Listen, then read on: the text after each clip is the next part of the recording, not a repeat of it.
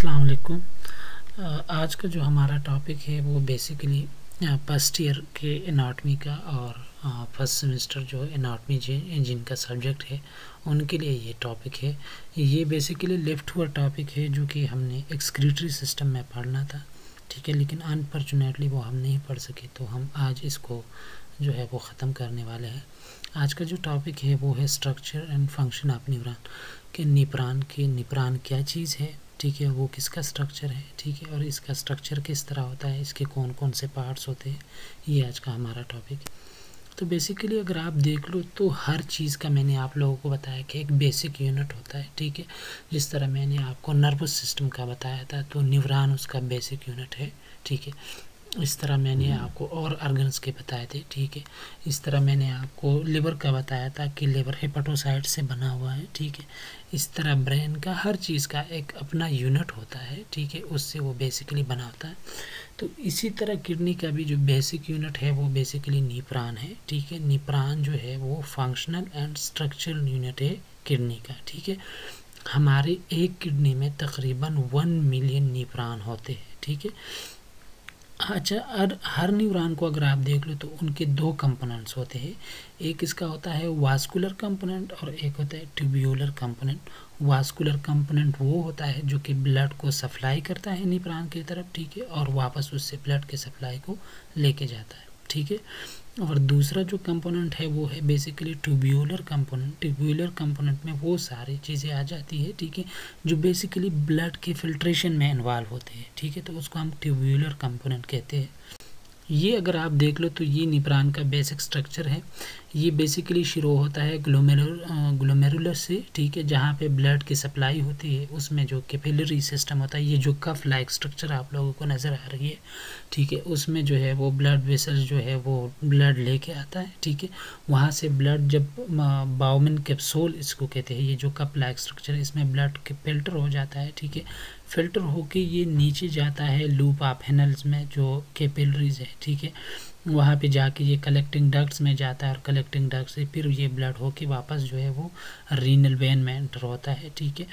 तो यहाँ पे बेसिकली ये जो सारे वेस्ट प्रोडक्ट होते हैं हमारे ब्लड में, ठीक है, जिस तरह यूरिया है, यूरिक एसिड है, इस तरह यूरोबिलिनोजन है, ये जो सारे वेस्ट प्रोडक्ट्स हैं जिनको हमारी बॉडी को जिन चीज़ों की ज़रूरत नहीं होती, ठीक है, ये बेसिकली ये ग्लोमेरुलस जो है इसमें एक फ़िल्टर होता है, फिल्टरिंग सिस्टम होता है जिसको हम कहते हैं ग्लोमेरुलर फिल्ट्रेट, ठीक है। वहाँ से ब्लड फिल्टर होके वापस जो है वो रीनल वेन में चला जाता है, ब्लड फिल्टर होके रीनल वेन में चला जाता है। तो ये है बेसिकली न्यूरॉन का बेसिक स्ट्रक्चर जो आप लोगों को याद होना चाहिए, ठीक है।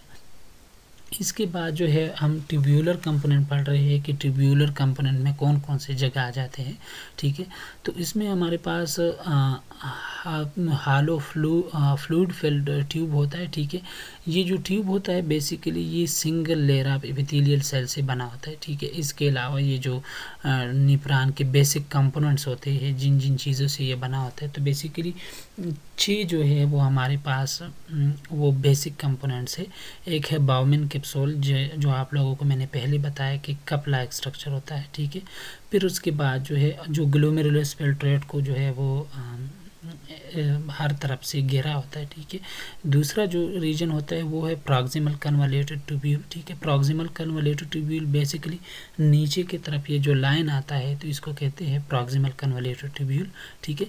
फिर अगर आप लोगों ने देखा होगा ये जो यू शेप स्ट्रक्चर नज़र आ रहा था तो उसको आप कहते हो लूप ऑफ हेनल, ठीक है। इसके फिर फर्दर 2 रीजन्स में डिवाइड किया होता है, एक है डिसेंडिंग लिम्ब और एक है असेंडिंग लिम्ब, ठीक है। तो डिसेंडिंग लिम्ब बेसिकली ये जो ऊपर से नीचे की तरफ जाता है इस रीजन को कहते हैं डिसेंडिंग लिम्ब, ठीक है। और ये जो नीचे से ऊपर की तरफ जाता है इसको कहते हैं असेंडिंग लिम्ब। ये जो डिसेंडिंग लिम्ब होता है ये थिन होता है, ठीक है, और असेंडिंग लिम्ब के दोनों पार्ट्स होते हैं, थिक पार्ट भी होता है और थिन पार्ट भी होता है, ठीक है। फिर उसके बाद जो चौथा रीजन रह जाते हैं उसको हम कहते हैं distal convoluted tubule. Distal convoluted tubule ये जो यू शेप स्ट्रक्चर है, ठीक है, इससे ऊपर वाला जो ट्यूब जाता है इसको हम कहते हैं डिस्टल कन्वोल्यूटेड ट्यूब्यूल। फिर उसके बाद हमारे पास है कलेक्टिंग डक्ट या इसको हम ट्यूब्यूल भी कहते हैं, ठीक है। फिर उसके बाद हमारे पास जो आखिरी रीजन आ जाते हैं उसको हम कहते हैं जक्स्टा ग्लोमेरुलर अपैरेटस। अच्छा, फिर ये जो बाउमेन कैप्सूल है इसका क्या रोल है और ये क्या चीज़ है, तो इसको हम ज़रा एक्सप्लेन करते हैं। तो कहते हैं कि expand double walled invaginations that cups around the glomerulus to collect fluid from the glomerulus capillaries.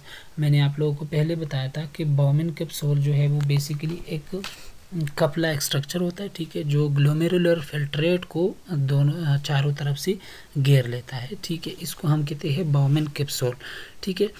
अच्छा, कहते हैं कि बाउमेन कैप्सूल से जो ब्लड जो है वो फिल्टर होता है तो वो कहाँ पे जाता है, जो नीचे की तरफ ट्यूब लाइक स्ट्रक्चर आता है तो उसको हम कहते हैं proximal convoluted tubule. PCT stands for proximal convoluted tubules, ठीक है।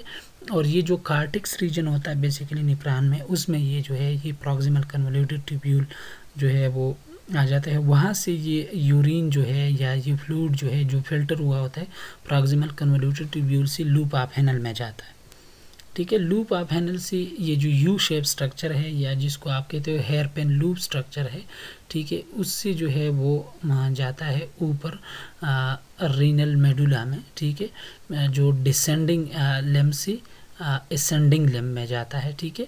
और असेंडिंग लिम्ब जो है वो बेसिकली ये दोनों रीजन जो है वो कार्टिक्स में लाई करते हैं, ठीक है। उसके बाद जो है हमारे पास ascending limb loop of Henle से वहाँ से डिस्टल कन्वोल्यूटेड ट्यूब्यूल में जाता है। देखिए सिंपल सा चीज़ है, ब्लड जो है वो पहले आता है ग्लोमेरुलर फिल्ट्रेट में जो कि एक कप लाइक स्ट्रक्चर में पड़ा होता है जिसको हम कहते हैं जी बाउमेन कैप्सूल, ठीक है। वहाँ से ब्लड पास होता है प्रॉक्सिमल कन्वोल्यूटेड ट्यूब्यूल्स में, ठीक है। प्रॉक्सिमल कन्वोल्यूटेड ट्यूब्यूल से ये डिस्टल कन्वोल्यूटेड ट्यूब्यूल्स में जाता है, डिस्टल कन्वोल्यूटेड ट्यूब्यूल में नहीं, लूप ऑफ हैनल में जाता है, ठीक है। लूप ऑफ हैनल के दो रीजन्स हैं, एक है हमारे पास डिसेंडिंग लिम्ब और एक है असेंडिंग लिम्ब। इन दोनों से पास होके वापस कहाँ जाता है, डिस्टल कन्वोल्यूटेड ट्यूब्यूल में, ठीक है। वहाँ से अब निप्रान का जो वास्कुलर कंपोनेंट है बेसिकली जो ब्लड वेसल्स है, तो इनको हम जो है वो किन किन रीजन्स में डिवाइड करते हैं इनको ज़रा एक्सप्लेन करते हैं। मैंने आप लोगों को पहले बताया कि निप्रान के दो कंपोनेंट्स होते हैं, एक होते हैं वास्कुलर कंपोनेंट, ठीक है, और एक हमारे पास होता है ट्यूब्यूलर कंपोनेंट। तो ट्यूब्यूलर कंपोनेंट हमने तो डिस्कस कर लिया, अब वास्कुलर कंपोनेंट में आ गए हैं, ठीक है। तो इसमें जो है हमारे पास ग्लोमेरुलस जो है वो बेसिकली ये जो है वो वास्कुलर कंपोनेंट्स में आ जाते हैं। ग्लोमेरुलस क्या चीज़ है, ये एक टफ लाइक स्ट्रक्चर है जो कि बाउमेन कैप्सूल के कप लाइक स्ट्रक्चर में पड़ा होता है। बेसिकली ये दो रीजन से बना होता है, अगर आप लोग इस पिक्चर में देख लो। एक होता है एफरेंट आर्टरियोल। एफरेंट आर्टरियोल्स वो ब्लड वेसल्स हैं जो कि ब्लड को लेके आता है ग्लोमेरुलर कैप्सूल में, ठीक है, या ग्लोमेरुलर फिल्ट्रेट में, ठीक है। वहाँ पे आके ये कैपिलरी से पास होके इसमें जो वेस्ट प्रोडक्ट्स होते हैं ये फिल्टर हो जाते हैं और एफरेंट आर्टरियोल से एफरेंट आर्टरियोल में वापस ब्लड जाता है। याद रखिए इन दोनों के नाम में सिर्फ ए और ई का डिफरेंस है, ठीक है। एफरेंट आर्टरियोल के थ्रू एंटर होता है ग्लोमेरुलस फिल्ट्रेट में, ठीक है, और एफरेंट आर्टरियोल के थ्रू बाहर निकलता है। जिस ब्लड में वेस्ट प्रोडक्ट्स होते हैं वो एफरेंट आर्टरियोल के थ्रू एंटर होती है, ठीक है, और वेस्ट प्रोडक्ट रिमूव होके फिर एफरेंट आर्टरियोल में एंटर होता है, ठीक है। तो ये सारा किस्सा है वास्कुलर कंपोनेंट का।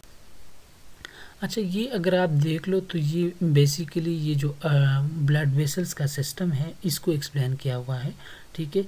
ये ऊपर जो है वो एफरेंट आर्टरियोल आता है, ठीक है, उसमें जो है वो ऑक्सीजनेटेड ब्लड या जो जिसमें वेस्ट प्रोडक्ट होते हैं, ठीक है, वो ब्लड एंटर होता है, ठीक है। फिर ये जो आपको नेटवर्क लाइक स्ट्रक्चर नज़र आ रही है या जाल की तरह ये जो स्ट्रक्चर नज़र आ रहा है बेसिकली ये कैपिलरीज का नेटवर्क है, ठीक है, जहाँ पे वेस्ट प्रोडक्ट इससे रिमूव होके एफरेंट आर्टरियोल में एंटर होता है और एफरेंट आर्टरियोल से किडनी के थ्रू जो है वो ब्लड फिल्टर हो जाता है।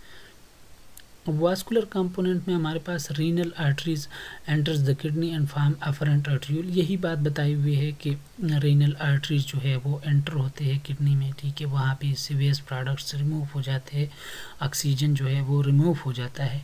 ये बेसिकली ये ब्लड लेके आता है जी हमारे पास ऑक्सीजनेटेड ब्लड, ठीक है, ब्लड डी ऑक्सीजनेट होता है, उससे वेस्ट प्रोडक्ट निकल जाते हैं और एफरेंट आर्टरियोल के थ्रू जो ग्लोमेरुलर फिल्ट्रेट है उसमें बेसिकली ग्लोमेरुलर कैपिलरीज होते हैं, वहाँ पे ब्लड फिल्टर हो जाता है, ठीक है, उससे वेस्ट प्रोडक्ट रिमूव हो जाता है और जो साफ खून होता है या डी ऑक्सीजनेटेड ब्लड होता है, ठीक है, वो वापस एफरेंट आर्टरियोल के थ्रू ब्लड में वापस चला जाता है। तो ये है सारा फिल्टरिंग सिस्टम। यही मैंने आप लोगों को बात बताई कि एफरेंट आर्टरियोल के थ्रू एंटर होता है, आपको इतना पता होना चाहिए, ठीक है, और एफरेंट आर्टरियोल के थ्रू लीव करते हैं। निप्रान्स के बेसिकली इन लोगों ने बताया भी है कि निप्रान में दो किस्म के स्ट्रक्चर्स होते हैं, ठीक है, एक को हम कहते हैं जक्स्टा मेडुलरी निप्रान्स, ठीक है, और एक है कार्टिकल निप्रान। तो बेसिकली ये किडनीज के दो रीजन्स को नाम दी गई है, एक है जो मेडुलर रीजन है, ठीक है, और एक है कार्टिकल रीजन्स। जो निप्रान मेडुलर रीजन में आते हैं उसको हम कहते हैं जक्स्टा मेडुलरी निप्रान्स, ठीक है, और जो किडनी की कार्टिकल निप्रान्स में आते हैं, कार्टिक्स रीजन में आते हैं, उसको हम कहते हैं कार्टिकल निप्रान्स। तो ये दोनों डिफरेंस है इन दोनों में, और यही जो है वो निप्रान का बेसिक स्ट्रक्चर और इनके टाइप्स है। आपको इतना पता होना चाहिए कि निप्रान्स के कितने टाइप्स है, दो टाइप्स है, एक है जक्स्टा मेडुलरी निप्रान्स और एक है कार्टिकल निप्रान। आज के लिए इतना ही काफ़ी है। Thank you so much. अगर किसी को समझना है तो मुझसे क्वेश्चन कर सकते हैं। Thank you so much.